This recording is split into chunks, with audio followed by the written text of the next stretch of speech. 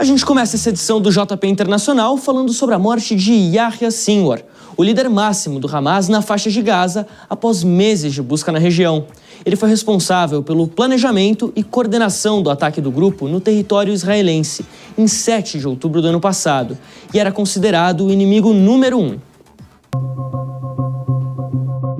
A morte foi confirmada pelo Exército de Israel na tarde de quinta-feira, em uma operação que deixou outras 2 vítimas. Yahya Sinwar estava em um prédio no sul da faixa de Gaza, mas as Forças Armadas não deram detalhes do caso. Apesar das buscas por Sinwar se estenderem por meses, o líder do Hamas foi encontrado por acaso por tropas israelenses durante uma troca de tiros. Inicialmente, os soldados não sabiam que um dos mortos era o mais procurado pelas autoridades. O reconhecimento do corpo foi feito através de exames de DNA com análise da arcada dentária. Considerado o principal arquiteto do ataque de 7 de outubro, Sinwar estava sem utilizar aparelho celular ou qualquer dispositivo de comunicação por receio de ser rastreado. A ação foi comemorada pelo governo israelense. O primeiro-ministro Benjamin Netanyahu afirmou que a morte marca o começo do fim da guerra na faixa de Gaza,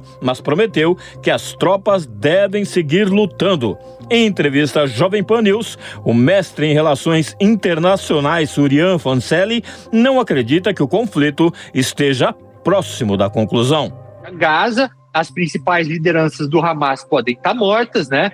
Mas a capacidade militar do grupo ela pode estar temporariamente neutralizada ou menor, mas fato é que a outra grande ameaça ela continua lá, que é o Irã, que é inclusive quem ajudou a armar e a financiar esses outros grupos. Então, falar que está mais próximo do fim vai depender de quais são os objetivos finais traçados pelo Benjamin Netanyahu. Se ele considerar que o seu principal objetivo é a segurança permanente, total do Estado de Israel, e que isso significa, inclusive, acabar com a ameaça nuclear representada pelo Irã, dá para a gente falar que isso está apenas começando.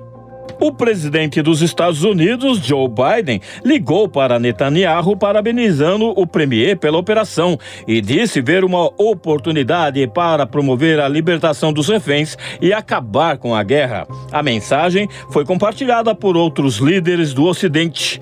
A morte de um dos principais chefes do grupo extremista vem em um momento delicado do conflito no Oriente Médio, em meio à abertura da nova frente de batalha no Líbano entre Israel e Hezbollah. Agora, a expectativa de diplomatas e analistas é de que a situação force o governo israelense e o Hamas a retomar as conversas por um cessar-fogo. Com a morte do Yahya Sinwar, ela tem um significado bastante grande, principalmente internamente para o governo do Benjamin Netanyahu. De fato, ele poder exibir a cabeça daquele que era considerado o inimigo número 1 do Estado de Israel, que foi responsável por arquitetar aquilo que foi o maior massacre da sua história, né? De fato, dá um respiro, dá um balão de oxigênio para ele e, além disso, dá a justificativa, dá a legitimidade para ele continuar fazendo aquilo que ele vinha fazendo, que era expandir a guerra para outras regiões. Então, em um momento no qual a popularidade do Netanyahu estava baixa, ele vinha sendo cobrado pelas famílias dos reféns de não ter priorizado o resgate dessas pessoas. Quando ele consegue mostrar que ele neutralizou a principal liderança do Hamas, de fato, é uma cortina de fumaça, também desvia o foco para essa cobrança e ele mostra que ele, que é acusado de 1 ano atrás não ter conseguido cumprir com uma das suas principais promessas, que era de manter o Estado de Israel seguro, ele está conseguindo agora. Yahya Sinwar tinha 61 anos. Ele era líder do Hamas na faixa de Gaza desde 2017 e havia sido nomeado chefe político do grupo após a morte de Ismail Haniyeh, assassinado no final de julho em Teherã, a capital do Irã.